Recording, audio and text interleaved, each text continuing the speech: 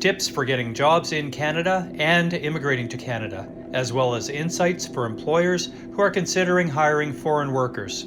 Although the conversation is mostly in English, you can expect a few sentences in French and in Spanish. Now let's get right into it.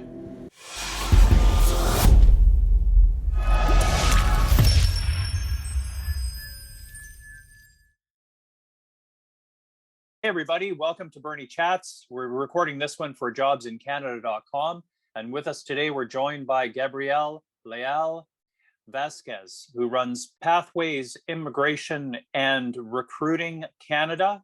He's based in New Westminster, British Columbia. Hi, Bernie. Thank you. Thank you for inviting me. It's a pleasure to be with you, everyone, and to talk a little bit about these topics, that is how to find a job in Canada and how to get a work permit. Exciting to be here. Sounds great. And I could have mentioned in introduction, you were raised in Mexico. I was raised in Mexico. I came to Canada in 2012 with my family, with my wife back then. Great. So it's always interesting to hear a little bit of the background, and you've traveled a fair amount around the world, it sounds like. We have something in common. We both speak French, and I speak a little bit of Spanish. Est-ce qu'on peut parler en français un peu? Oui, on peut parler en français si vous voulez. J'ai eu l'opportunité de voyager un peu. J'étais à la France comme un étudiant, aussi à la Chine avec un entretien de travail, et au Canada. Parfait. Est-ce que vous avez des clients qui parlent français de la France, par exemple? En fait, deux de mes clients sont hispanophones, du Mexique, de la Colombie, de le Chili, l'Argentine, mais pas beaucoup de la France ou d'autres pays qui parlent en français. S'il y en a des gens qui parlent français, peux-tu les aider? Oui, avec plaisir. En français? En français, oui. OK, d'accord. Bon, parfait. So everybody, we just said that Gabriel can serve people in French. And as you can see, he's got a good command of the language. So it's something to keep in mind as well. So what part of that we're going to leave in, I have no idea, but it's there. And certainly, so you have a fair amount of clients coming from, I would imagine, all over the world, but mostly from Latin America. Yeah, most of them are from Latin America, and that's mostly because of the clients that I have had. They refer more clients, and they are from those countries, right? And that's how it has become. And I have good partnerships with some people in these countries that's how we have been growing. And it's my natural kind of market, if you want to meaning like that. A little bit of me, I'm a regulated Canadian immigration consultant. So what I do is I help people finding information about how to come to Canada and how to do a work permit. I do all the applications, I do consulting, and that's mostly what is my job with the people that seek to come to Canada. And now, are you helping both job seekers and employers as well? Yes, there are some employers that contact us because they do have a person that wants and can do the job, and they are looking how can they give a work permit to this person. So we can work for either the employee, the job seeker, or the employer. So why don't we start a little bit with the employer? We'll talk about that a little bit, that side of things, and then we can transition to the job seeker side. And of course, you're based in British Columbia, so we can kind of have a British Columbian flavor and talk a little bit about British Columbia. So if somebody is an employer, somebody listening to this is an employer, and right now, from what I'm understanding and what we're hearing in the news, it's very challenging to find the right employees for the right fit in certain positions in Canada.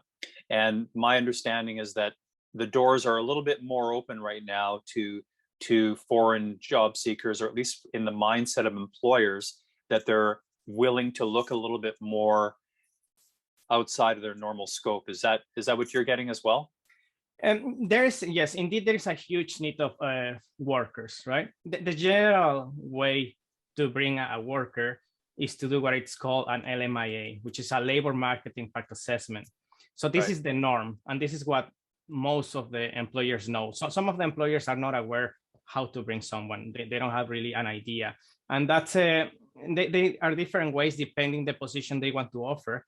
One of them is a labor market impact assessment, where the employer has to show that they did an effort to hire permanent residents or citizens. So this is a little bit challenging, but in some positions, you just have to prove it, and it takes about a month to 3 to 4 months to have an employer. So if I can help unpack that a little bit, the employer has to show that they've tried to hire a Canadian, so that they're not taking a job away from a Canadian that a Canadian is ready here and willing and able to fill. That's right? Correct. What other kinds of considerations do employers in British Columbia specifically, and what other kinds of assistance is available or programs are available for employers in Canada, in British Columbia, to make it easier for them, or what kind of concerns should they watch out for? Okay, so that's a lot of yeah, it is. things, and one thing, because there are several ways, and everything it's related to two things. What is the position that they are offering, and the citizenship of the employee or the permanent residence? Because we have this great option that are with countries that Canada has an agreement, right? And countries such as Mexico, the US, Chile, Peru, Korea, Japan, Australia, there is a trade agreement that it makes the employer exempt of requesting an LMIA. Okay. Oh, so this is a good tool that most employers doesn't know. And if they seek employees from these, or job seekers from these countries, they save a lot of time and money, and it make it easier. So that's interesting. Canada, when I studied foreign trade, Canada had 5 international trade partners. And that wasn't that long ago. It was about 12 years ago. And now there's quite a few more. And I believe Colombia has a free trade agreement now. Correct. Colombia, and with the European Union as well. Right. That's for the whole country. It's an agreement that Canada has with these countries. And each agreement has its special professions, or technicians that they can be a part of this. It's not everyone. It's not all the workers. Yeah, and that's the part I was thinking about. So that's applicable to all of Canada. And what's an example of some of the kinds of occupations or workers that would fall under that category?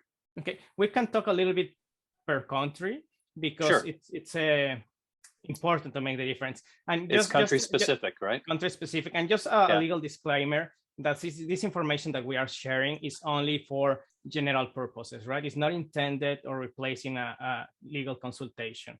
If they want to seek more information, the whole way of how the program works, they should seek a consultation, right? Let me unpack that a little bit for you as well. I'm just going to add and reiterate that. So the information that we're talking about today is in generalities, and nothing is specifically applicable to any particular case.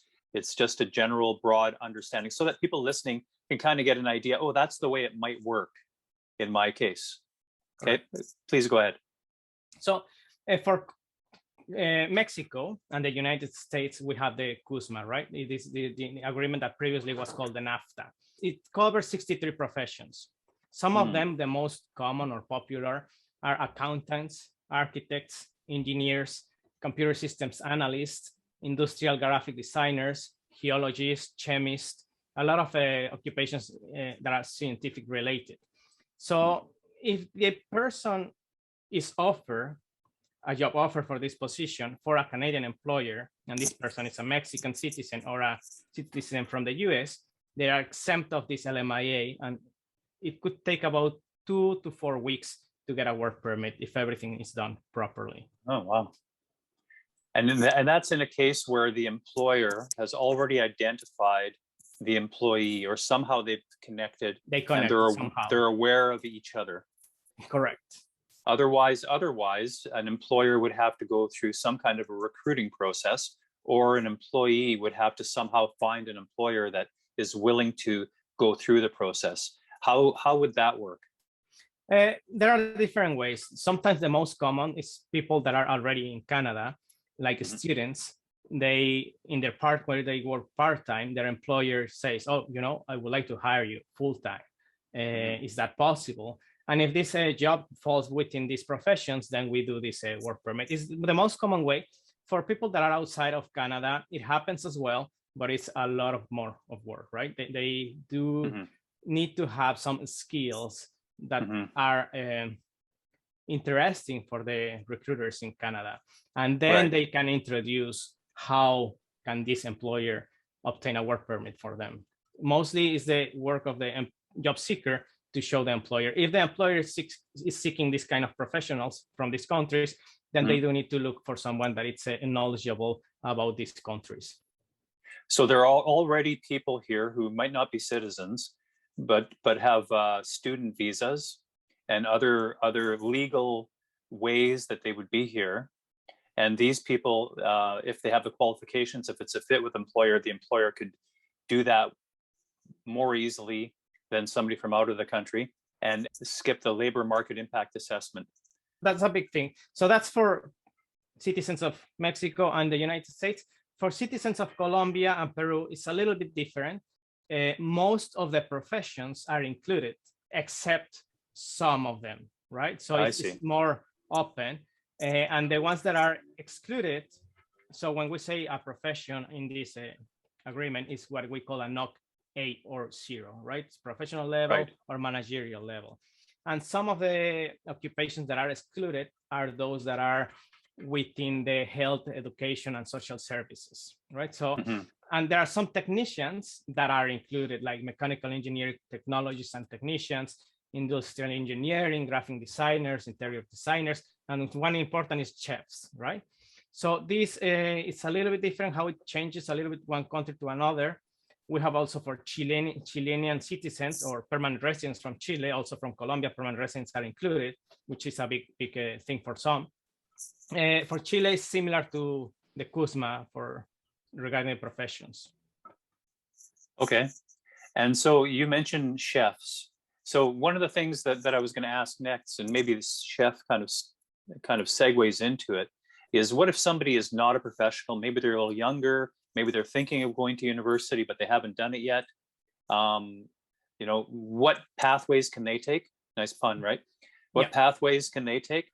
And and also a chef seems like a natural one, because somebody could plan their career as partly what it would take to get into Canada and live in Canada legally. Correct. So the person that it's outside of Canada looking to come and end up working, they have the opportunity to come and study. They can study a program for 1 year or 2 years. And this program, if it's eligible for a postgraduate work permit, once they complete their studies, full-time studies, they will get a work permit that can be up to 3 years.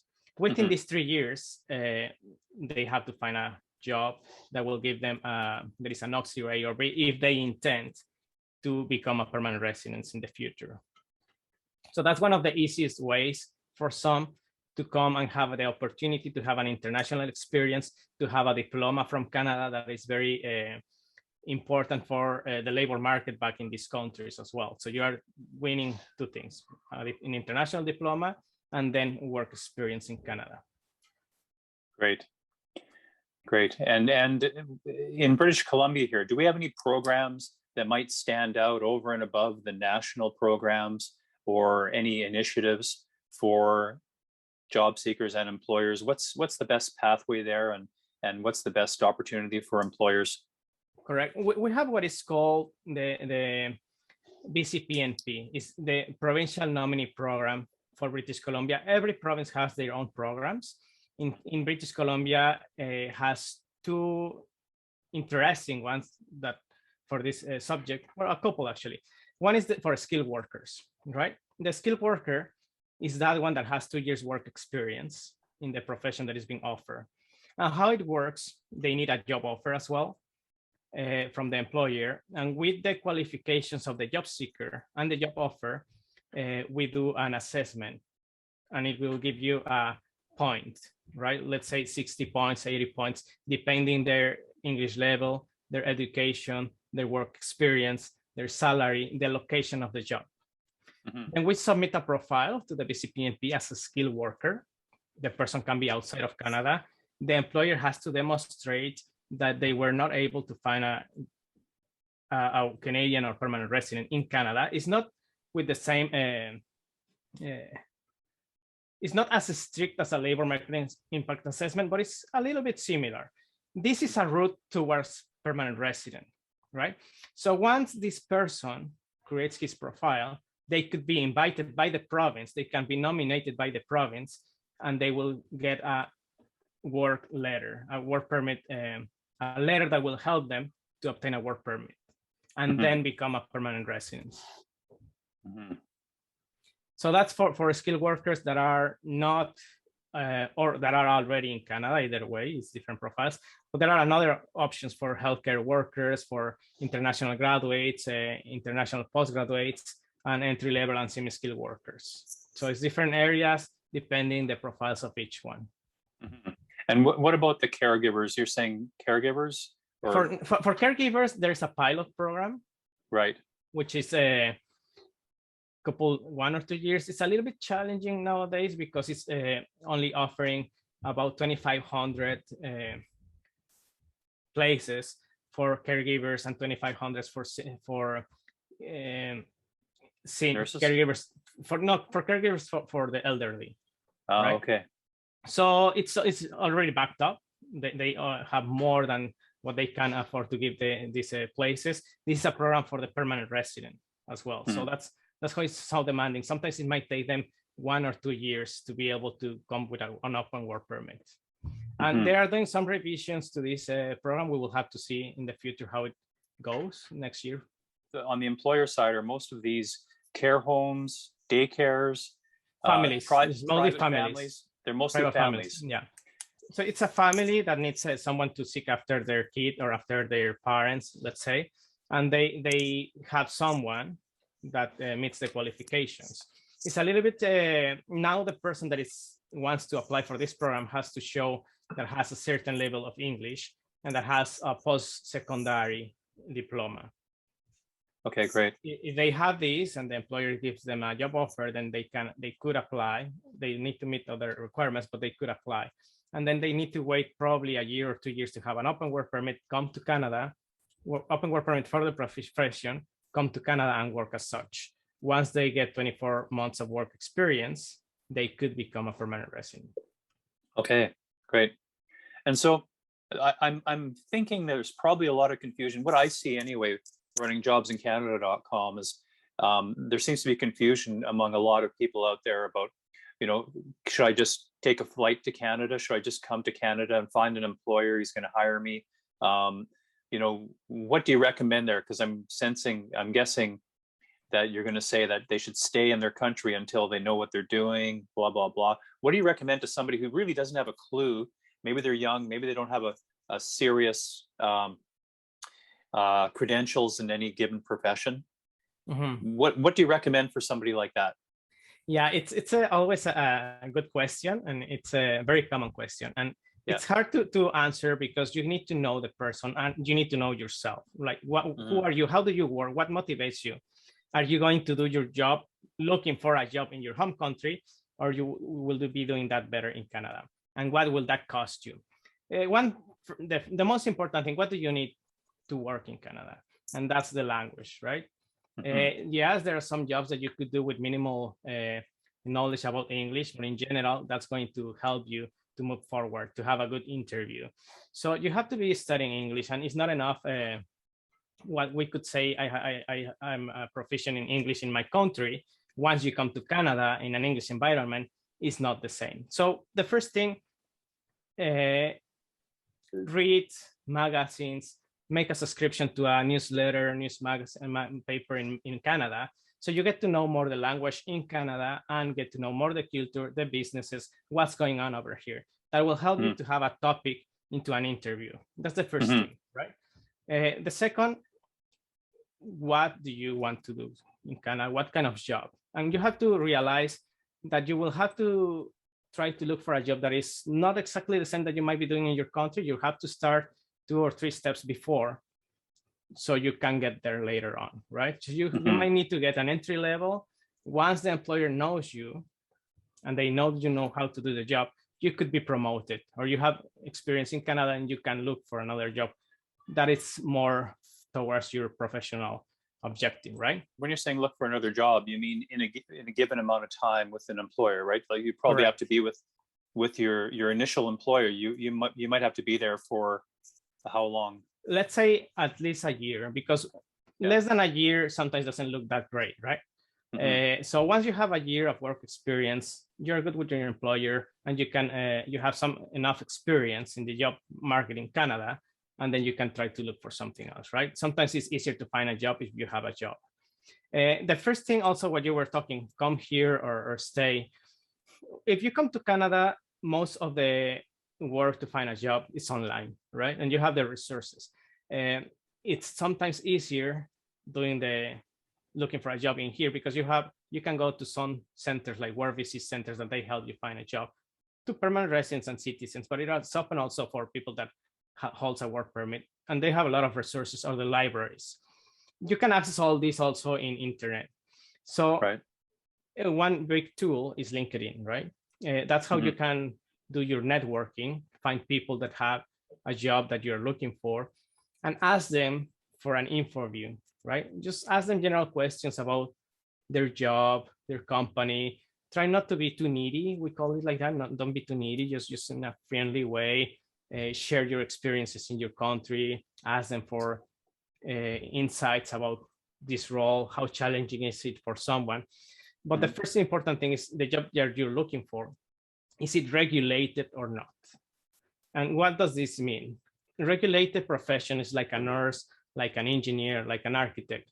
If you need to sign documents for an engineer, if you need to sign documents like diagrams or things like this, you have to, it's a regulated occupation. But if you don't need to sign documents as an engineer, then you can find a job as such, right? So that's the first thing, get to know what you want to do, if that profession is regulated or not, and find the body that regulates your occupation. And you can connect with this body in Canada, and they can help you find a way how to become an engineer in Canada. You might not get there, but you will know the path, and you will get some courses, and you will get more insights, and probably more things will come your way regarding your job search. Cool. So one thing that we should probably qualify, and correct me if I'm wrong, but when you say people doing a search here in Canada, you're talking about people who've come in legally.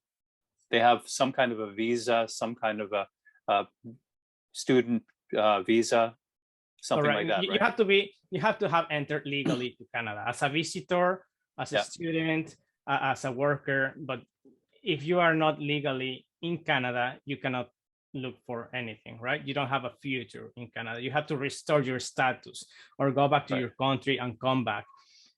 Right. And so you have to, the bottom line is, if you're not here legally, then none of these resources are going to open their doors to you. Correct. And if an employer opens and interviews you, they will stop once they know the situation, because they won't be able to move forward most of the times, right? Depending the specific situation, we have to analyze the specific situation, right? Of course. Very broadly. There might be cases where we can do a restoration if someone lost their status because they missed the time to extend their status or something happened, right? Sure. There was a big program like that in last year, that they extended these 90 days that you have to extend your status for up to a year and a half. That is gone now. So it's very important for everyone that is in Canada to be careful of their status expiration and extend it. Right. Okay. Yeah. So you have to do your homework. So one of the things that you mentioned before was about speaking English. Maybe you could just speak a little bit about the French side of the equation. Because obviously there's programs, or people have similar entry access with French as well. Well, French speakers have a lot of have good opportunities.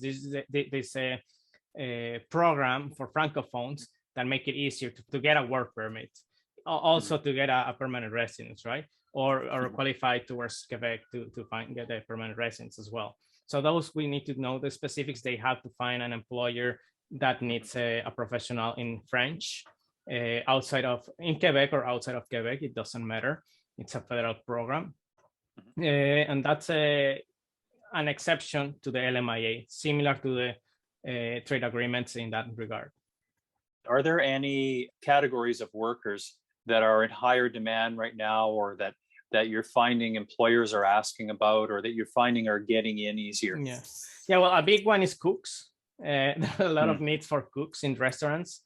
Hospitality Right. needs a lot of workers, and that's I won't say an easy one, but it's pretty common. It's happening often. Right. And so what kind of experience and qualifications are they looking for? Are they looking for, 2 or 3 years experience, or are they looking for culinary certification? What are they looking for? All kinds. Sometimes you just need 1 to 2 years of work experience. So that would be a minimum, is a couple of years experience would be Yeah. a starting point. Sometimes it could be even 1 year, as long as you have that experience and you can prove that. And the Yeah. employer, it's okay with what you know. So would you think that if I'm, let's say I'm Carlos and I'm in Colombia, and I think, it'd be nice to go to Canada and see if I could make a go of it there. You know, would it make sense if he's 21 years old, let's say, to say, okay, I'm going to see how far I can get in the restaurant industry in Colombia, and then I'm going to apply to come to Canada, find an employer, and Yeah, that's doable. It's easier and better if they can come and study here and then find a job, right? Really, to be honest with you, finding a job being outside of Canada without a status in Canada, it's hard. It's tough that an employer will open their doors for an interview and then do all this process. Unless you're a good reference and they know you somehow. So the easiest way is to come to Canada, study a program, get a work. The employer will look for you, and then they will help you out with the work permit. That's what it's most of the times. Really few times is when the employer didn't know them and they are outside of Canada. So probably a good objective is to say, okay, I'm Carlos in Colombia, and what I think I want to do is go study culinary arts in Canada, or take a college level course in food preparation. Correct. That's a good start. Sometimes they can come just, let's say, for a study English, 6 months, couple of weeks. They cannot work, but they are in Canada. They are improving the language. They can get around, and they can ask for interviews. They are allowed to seek work. They are not allowed to work. So once the employer knows them, and then they say, okay, I will give you the opportunity to offer you a job. Then let's do this LMIA. And then it will take some time, but it's easier when the employer connects with them. Yeah. So if you're here studying and you meet a restaurant owner who likes you, then that's a good thing. Correct. Yeah, that's a good step. Okay, great. Well, that's great, Gabriel. Thanks so much for joining us. Before we go, do you want to say a few things in Spanish? Should I ask you a couple of questions in Spanish? Por supuesto, con mucho gusto. Okay, Gabriel. La gente en América del Sur quiere saber una manera a entrar en Canadá para trabajar. ¿Cuál es un ejemplo, una manera, por favor? Okay. Una manera es venir a estudiar, posteriormente obtener un permiso de trabajo. Mientras estás estudiando, puedes trabajar. Otra manera es que el empleador te ofrezca una oferta laboral, conocer el puesto que vas a ejercer, conocer si es parte de algún tratado o cómo podemos obtener este permiso, y a través de ahí realizar el trámite. ¿Y quiere decir algunas de su empresa? Claro. Bueno, nosotros somos Pathways Immigration and Recruitment Canada. Estamos establecidos aquí en New Westminster, la zona conurbada de Vancouver, en la beautiful British Columbia. Llevamos alrededor de 4 años apoyando a estudiantes, a trabajadores, a residentes permanentes realizar sus sueños. Normalmente la manera en la que trabajamos es, primero realizamos una consulta para conocer tu perfil, saber qué caminos puedes tener, si a lo mejor tienes un perfil en demanda, una profesión, digamos, en el sector de IT, ingenierías de la información, que puede ser más sencillo encontrar un trabajo, porque estos son puntos más específicos de alta demanda, que es prácticamente lo mismo en cualquier parte. En base a eso vemos, ok, estos son tus caminos, o si queremos estudiar y posteriormente ya planteamos un proyecto para ti. O si ya Pues, tienes algo en mente, lo podemos trabajar, o si es un empleador, nosotros te podemos apoyar con este link con el empleador para explicarle las maneras de apoyarte y obtener un permiso de trabajo. posiblemente es una buena idea hablar un poquito de la lengua, inglés, francés, que es importante. Si te quieres hablar un poquito de este. Claro, un punto clave es el dominio del idioma. Nunca acabamos de aprender un idioma. Entonces es importante continuar, practicar a diario, haciendo cosas que te gusten, escuchando música, leyendo un libro, una revista, una noticia, hablarlo en voz alta si no tienes con quién practicarlo, pero es esencial un dominio del idioma, tanto para encontrar un trabajo como para tu vida social en Canadá y posteriormente una residencia permanente, si es lo que estás buscando. Gracias. Es importante porque nuestro sitio de empleado, jobsincanada.com, recibe mucho tráfico de América del Sur, de los países México, Colombia, Perú y otras. Excelente. Pues son precisamente estos tipos de tratados. Un punto importante, el resumen, que le llamamos en Canadá lo que es el currículum, es tu carta de presentación y toma tiempo tener un resumen adecuado.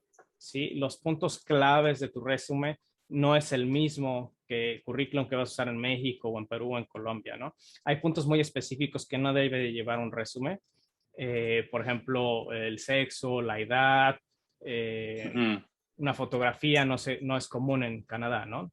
Y cero errores gramaticales. Entonces es muy importante que si tu lengua materna no es el inglés y no estás seguro de la preparación de tu inglés, de tu resumen, de ver a algún profesional que te apoye a pulir este resumen, ¿no? Y en nuestro sitio tiene servicios para translación de resúmenes, de CV, y explicaciones de ese sujeto, de los mejor manera de construir un resumen en Canadá. Y gracias Correcto. para su paciente con mi español. Correcto, correcto. De hecho, tuve la oportunidad de ver un par de videos. Son buenos videos, son buenos consejos. Es importante Gracias. seguirlos y no confirmarse con un resumen, ¿no? Siempre ver opiniones. Si no estás encontrando una respuesta, reestructurar tu información, a ver qué se podrá mejorar, por qué no están funcionando las cosas. Una carta de presentación es muy importante, lo que le llamamos una cover letter, adjuntarla con tu resumen, 2, 3 párrafos.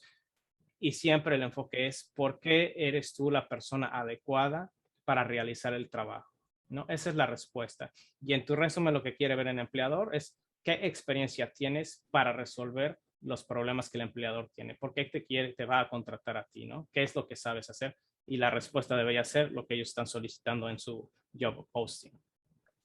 Perfecto. Gracias, Gabriel. Is there anything else you would like to say in English or in Spanish before we sign off? Well, it was a pleasure to be here. I really hope that this information helped you somehow in your pathway to Canada. It's a really beautiful country. It's not easy. You have to put time and work. Once if it needs a work sometimes of 2 or 3 years or more. Yeah, it's a big dream for a lot of people. And you know, sometimes what I tell them as well, it probably is not for everyone, but also you will never know if you don't try it. And it's always a good experience, and it matures yourself as a person, as a professional. For sure. And it's always a challenge, but it's very important to be well informed and know what you might face. Make it easier to move forward. You can come back and you will have more experience. Whatever it was your experience in Canada, if you didn't succeed, you will have more tools to go back. And the experience that you earn will definitely help you in whatever it is back in your country, as a person, as a family, as a professional. Absolutely. Just having more advanced English. And the cultural experience, you know, it is a cultural experience because really a lot of work in Latin America. It's with another companies, and then the exposure to so many countries in just Canada, so many nationalities and cultures, it opens up a lot of vision. And if someone is an entrepreneur, even better. Yes, for sure, for sure. That's great. It's interesting.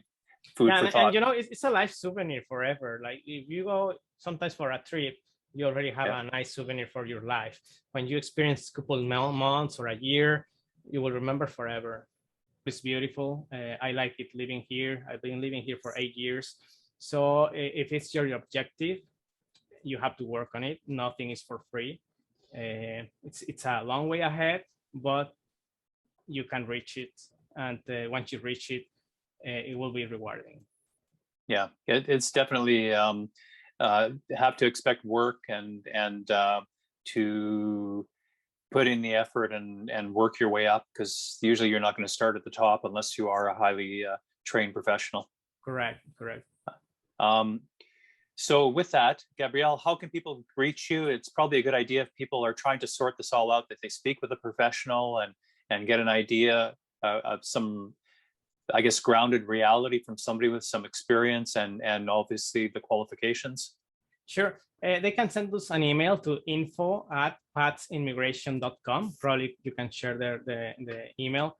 It's sure. info @patsimmigration.com. Thanks so much for doing this, Gabriel. My pleasure, Bernie. It's good to be here with you. It was a nice connection. Yeah, it's awesome. Good. I really appreciate it. I hope I think there's a lot of good information there. So I look forward to keeping in touch. And thanks so much for doing this, taking the time in the evening here. Anytime, Bernie. I'm a pleasure to help. Okay. Gracias. Hasta pronto. Hasta luego. Au revoir. Ciao. Ciao. Au revoir.